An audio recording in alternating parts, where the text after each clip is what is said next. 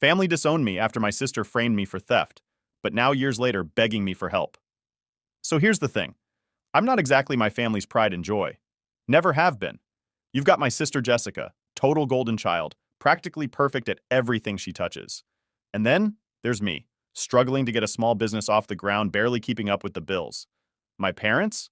Well, let's just say they've always been a little more invested in her success than in mine. Typical, right? Growing up, Jessica was always the one who could do no wrong. She had straight A's, went to the right schools, landed a good job right out of college, then started her own business that just took off. And here I was, scraping together savings, pulling ridiculous hours trying to keep my small shop alive. My store's no high-end boutique or anything. It's just a little place where I sell handmade stuff and whatever other creative things I can manage to pull together. And to be real with you, I was struggling. Not exactly the cash cow my family hoped for, but hey, I was making an honest go of it. I guess that doesn't matter when you're comparing yourself to a sister who's basically a hometown success story. Things started getting bad for me after a few rough years in a row. I'd had some bad luck with suppliers, lost a couple of big orders, and then COVID hit, and honestly, my business never really recovered after that. I tried everything to keep the place going. New products, discounts, promos on every social media channel I could think of. But nothing was working. I was watching my business fall apart piece by piece, and I was barely holding it together. So, at my lowest, I finally decided to ask for help. Not exactly a proud moment, but you do what you gotta do, right? I thought my family might understand since they'd always preached about helping each other out. Guess I was wrong. When I went to my parents, they basically told me to suck it up and figure it out on my own.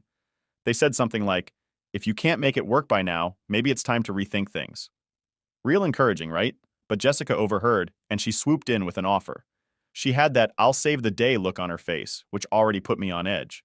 She said if I was serious about fixing my situation, I could come back home and work for her business while staying rent-free with her and her husband. In return, she'd front me some cash to help keep my shop open. I'm not gonna lie, I was desperate, so I considered it. But I also knew Jessica well enough to know that nothing is ever that simple with her. She loves being in control, loves being the one who people turn to when they're in trouble. I could already imagine her using this favor to lord over me forever. But my options were limited, and the thought of saving my shop made it seem worth it, so I said yes.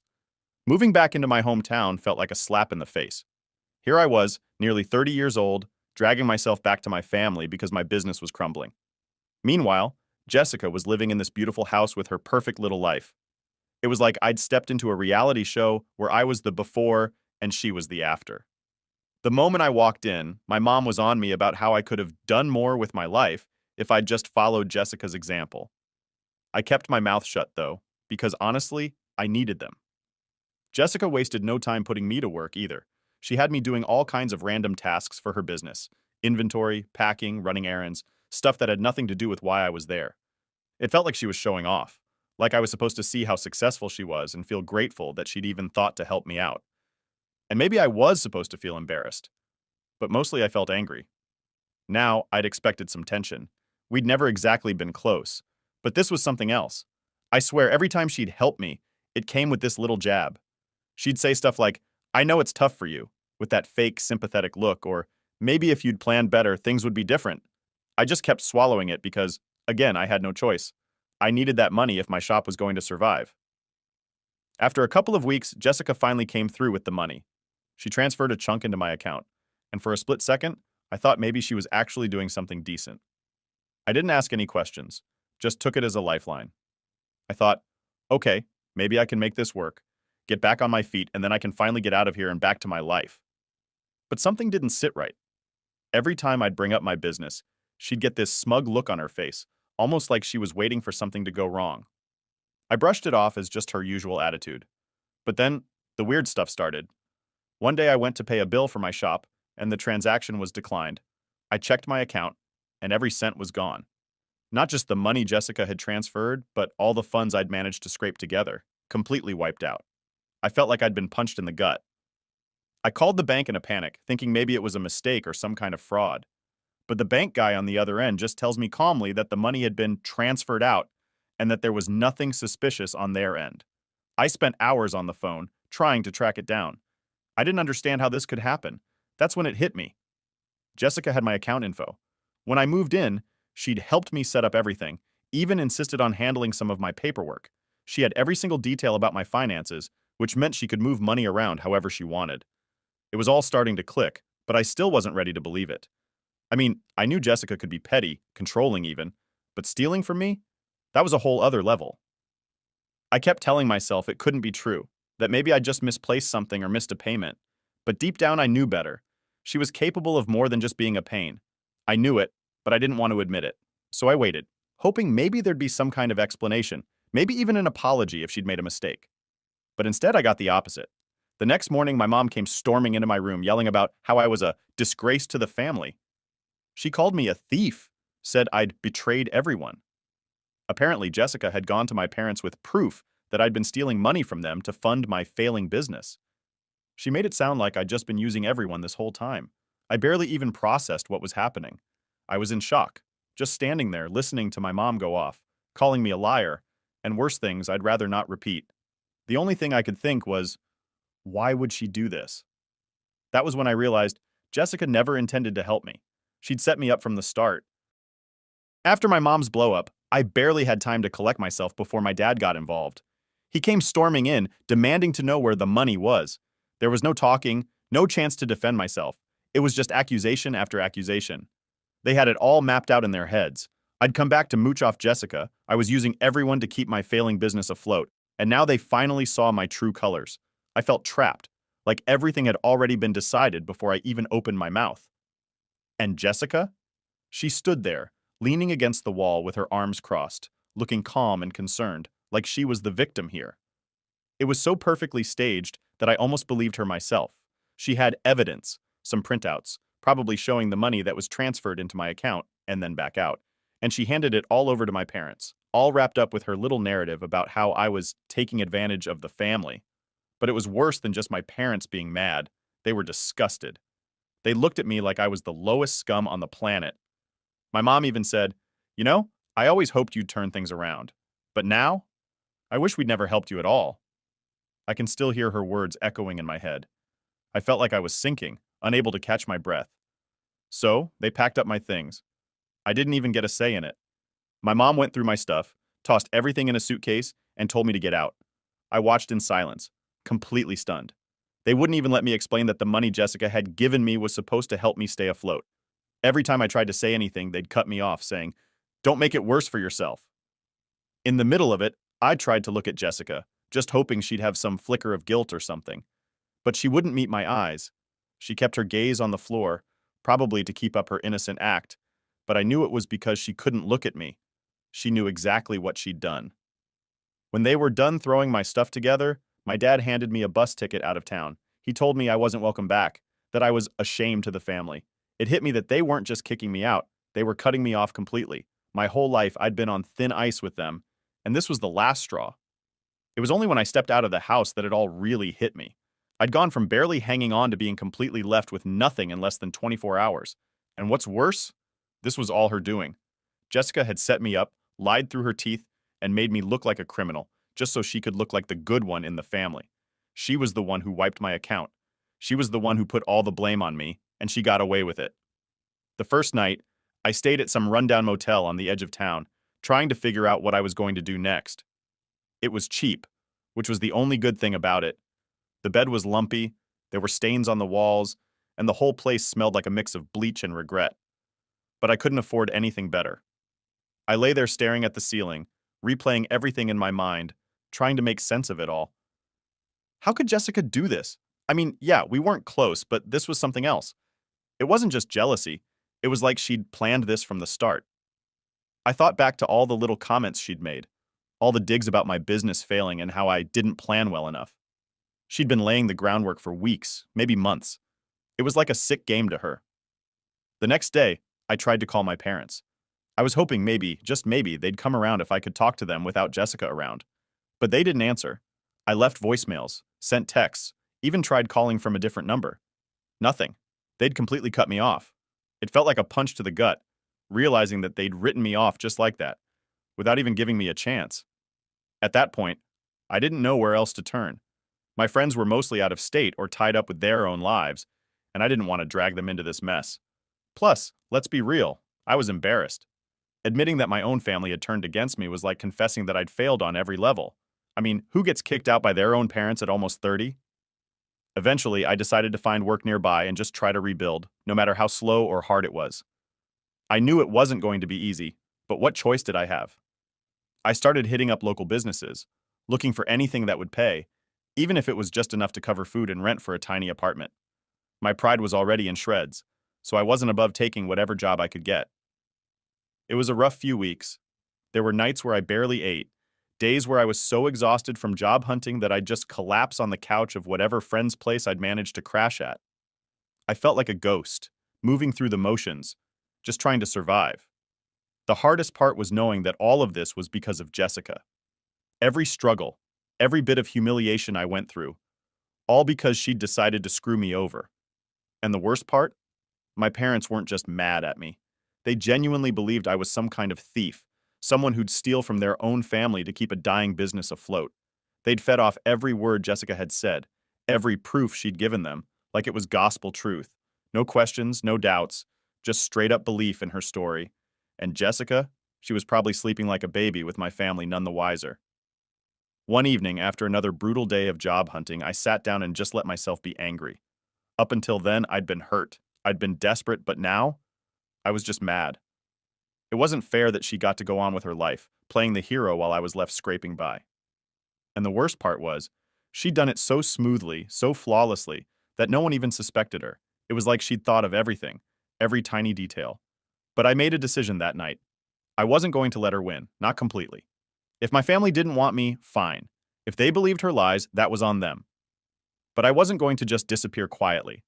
I was going to get back on my feet, with or without them. And one day, they were going to realize the truth. It wasn't much of a plan, but it was enough to keep me going. One thing I knew for sure. Jessica might have gotten her way this time, but it wouldn't be forever. After a while, I guess I just got used to scraping by. When you're forced into survival mode, your priorities change fast.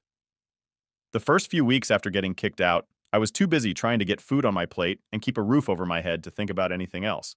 I mean, it wasn't like I was homeless, but I was definitely one bad day away from it. I landed a few odd jobs here and there, mostly stuff like handing out flyers on the street, helping out with events, that sort of thing.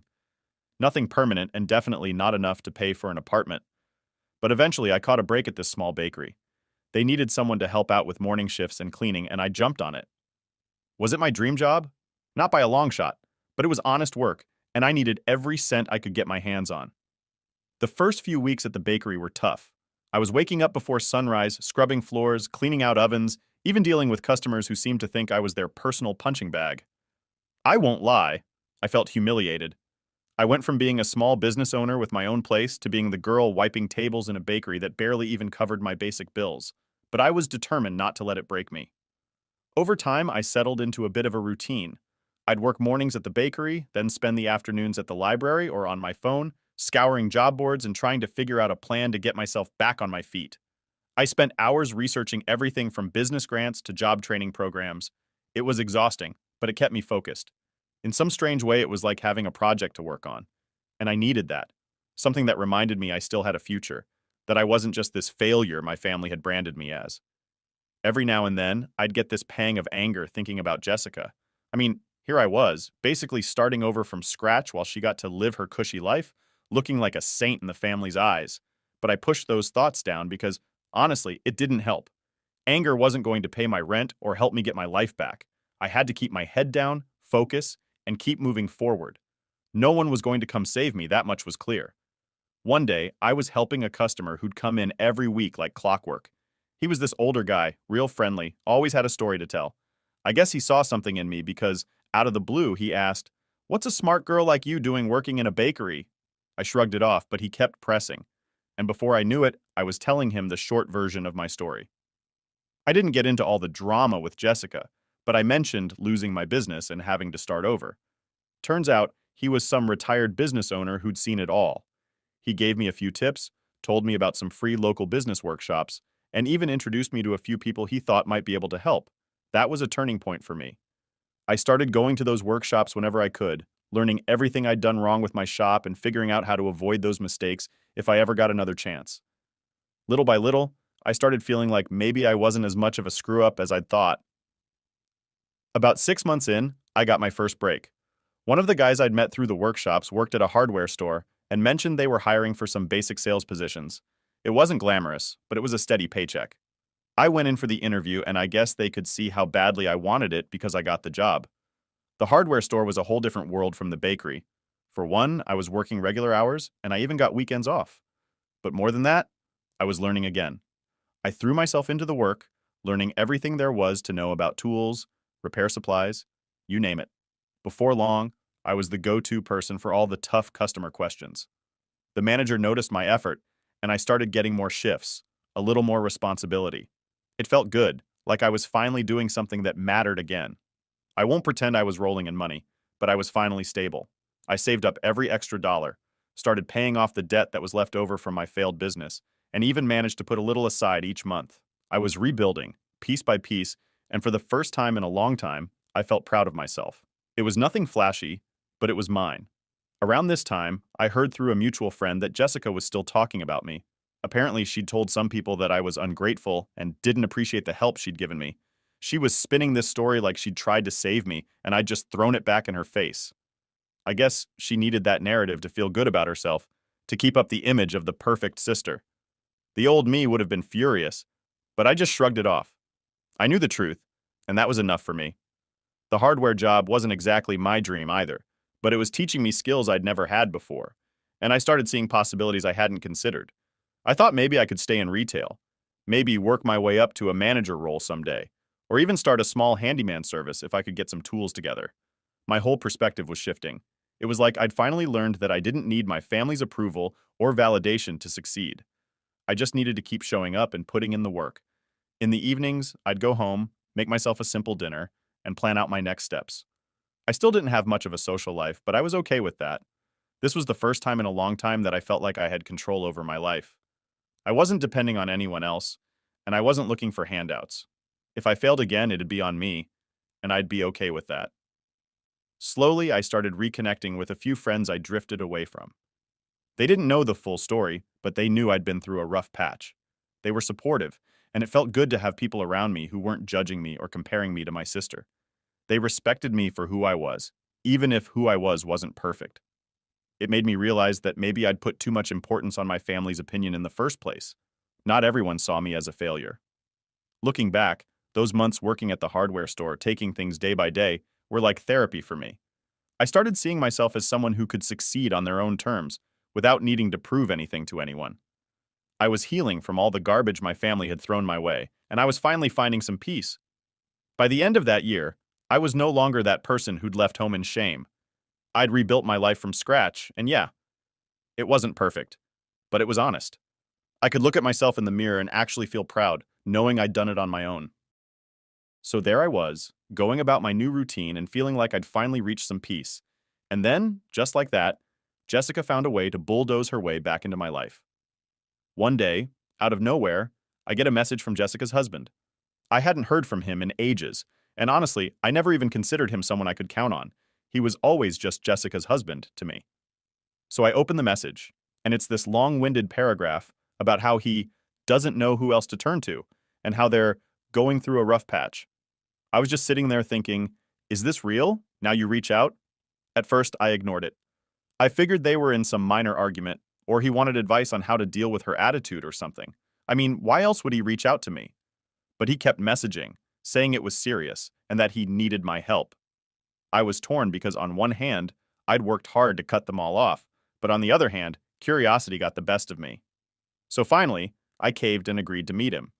We arranged to meet up at a little cafe halfway between our places, and when I walked in, I didn't even recognize him at first. He looked rough, like he hadn't slept in days, eyes all bloodshot and twitchy. I almost felt bad for the guy. I sat down and he wasted no time jumping into this whole mess about how Jessica's business was tanking and she was in some serious trouble. He said she was mixed up in some shady stuff, and that if things went bad, they could lose everything. I was still in shock. Jessica's business? Failing? It was hard to imagine, but I guess it made sense. She was never as perfect as everyone thought, and honestly, I'd always wondered how she managed to keep up that successful image. But then, he dropped the real bomb. She'd been accused of selling counterfeit goods. He even mentioned that the police had been asking questions. Now, here's the part where I was supposed to feel sorry for her, right? Except I didn't. I actually felt this twisted satisfaction, knowing that her whole perfect world was cracking just like mine had. But what really got me was when her husband asked me if I could help her. Help her? I laughed, louder than I should have, probably because a few people looked over. He looked so desperate that I almost felt bad, but the irony was too rich. After everything she'd done, after turning my family against me, he wanted me to help? I flat out told him, she's got a lot of nerve thinking I'd help her after what she'd put me through. He looked down, like he'd expected that response. But then he started talking about how she was different now, how she was stressed, that she was barely keeping up, and that she was struggling to keep her business alive. He even tried to guilt trip me, saying that helping her would mean helping the whole family. If she goes down, they all go down, he said. I had to fight the urge to roll my eyes. I told him, I think they made it clear I wasn't part of the family a long time ago. But he wasn't done.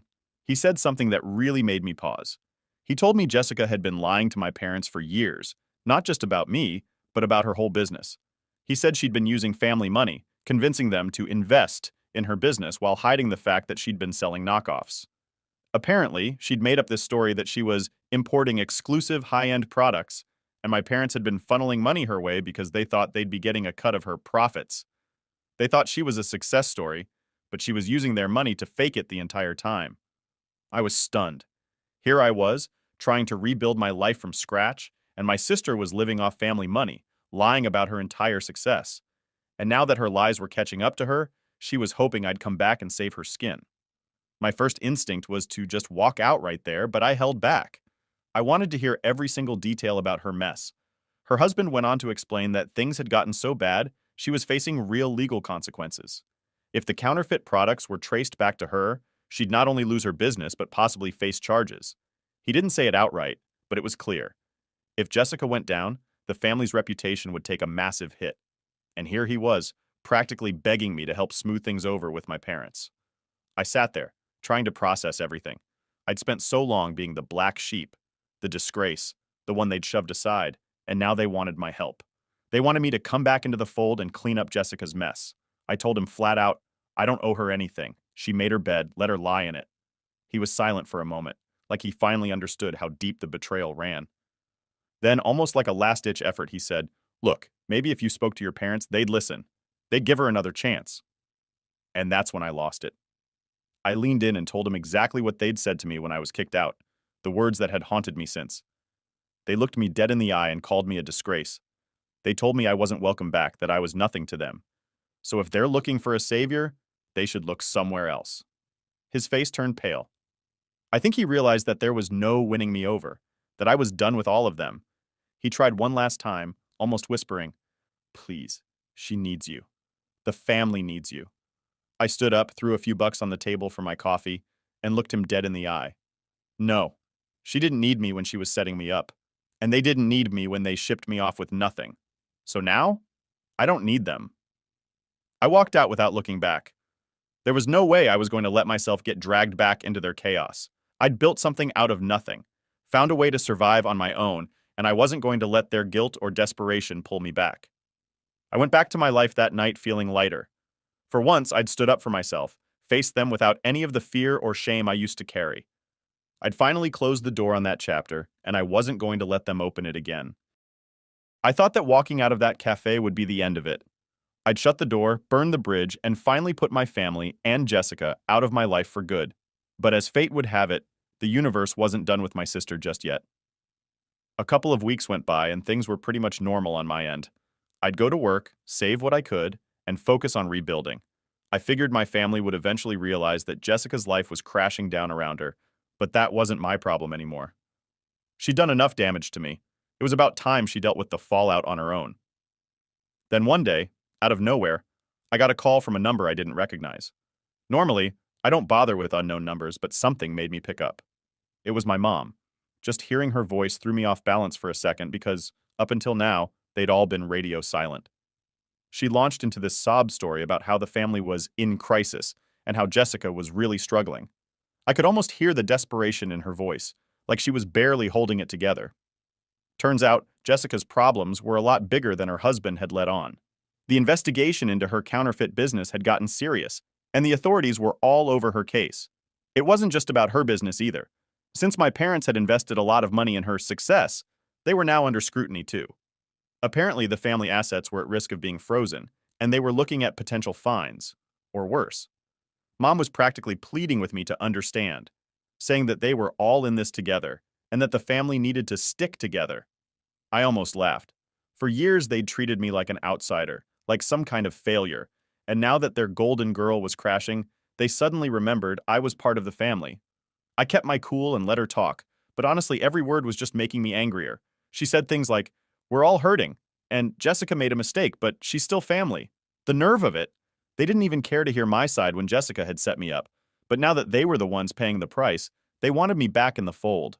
When she finished, I told her flat out, "You all made your choice. You threw me out without a second thought, took Jessica's side without question, and now you want me to come back and play happy family? Sorry, but I'm done." She was quiet for a moment, and then she started crying, really laying it on thick. I think she thought I'd cave if she showed a little emotion, but I wasn't falling for it. I told her, "You should have thought about all this before you decided I wasn't worth a second chance." I hung up after that and felt this massive weight lift off my shoulders. They'd made their bed, now they could lie in it, and I was perfectly fine watching from the sidelines while they dealt with the mess Jessica had created. Over the next few weeks, word got around about Jessica's situation. Small towns have a way of making everyone's business public, and soon enough, everyone knew. People started whispering, questioning her success, and the clients she'd once bragged about disappeared almost overnight. She'd gone from being the it girl to the subject of every local gossip session. One day, I ran into an old friend who still kept in touch with some mutual acquaintances. She told me that my parents' assets had been temporarily frozen because of Jessica's investigation. Apparently, my parents were panicking, trying to salvage what they could, but their reputation was already shot. They'd gone from being one of the most respected families in town to the center of a scandal. Part of me felt bad, but mostly I felt a strange satisfaction. They were all getting a taste of what they'd put me through. The feeling of being betrayed by someone you trusted. The shame of public humiliation. It was like karma had decided to pay a visit, and I was sitting front row watching it all go down. Jessica's husband tried reaching out a few more times, probably hoping I'd have a change of heart, but I ignored him. I'd given them my answer. I wasn't about to get pulled back into their mess, especially not for someone who'd gone out of her way to ruin my life. Besides, they had made it clear what they thought of me when they kicked me out. Now it was my turn to make it clear that I wasn't coming back. And then came the cherry on top. One day, a mutual friend from the workshops I'd been attending mentioned a business grant program for small business owners who had overcome adversity. She said it almost like a joke, like, "Hey, you'd probably qualify for this after everything you went through." I laughed it off at first, but then I thought, why not? I had nothing to lose. I applied, figuring it was a long shot, but a few months later, I got the news. I'd been awarded the grant. The money wasn't huge, but it was enough to give me a fresh start. For the first time since my business had collapsed, I had real hope. I decided to start a small online shop with the grant money, focusing on handmade items. It wasn't much, but it was mine. No family ties, no strings attached, just me, finally building something on my own. I didn't tell anyone in my family about it. They'd already done enough damage, and I didn't need their approval or validation. This was my second chance, my redemption, and I was going to do it my way. Since then, I've put my heart into making this business work. I've learned from my mistakes, from every painful experience they put me through. And honestly, I'm grateful for it now. If Jessica hadn't betrayed me, if my parents hadn't turned their backs, I might still be wrapped up in their toxic mess, begging for their approval. Instead, I was free. Free to live my life without their judgments, without constantly feeling like I had to measure up to someone else's standards. I don't know what's going to happen to Jessica and the rest of them, and I don't particularly care. From what I've heard, her legal troubles are far from over, and my parents' finances have taken a big hit. They're all tangled up in each other's lives, dragging each other down, and I'm finally out of it. Sweet, sweet karma.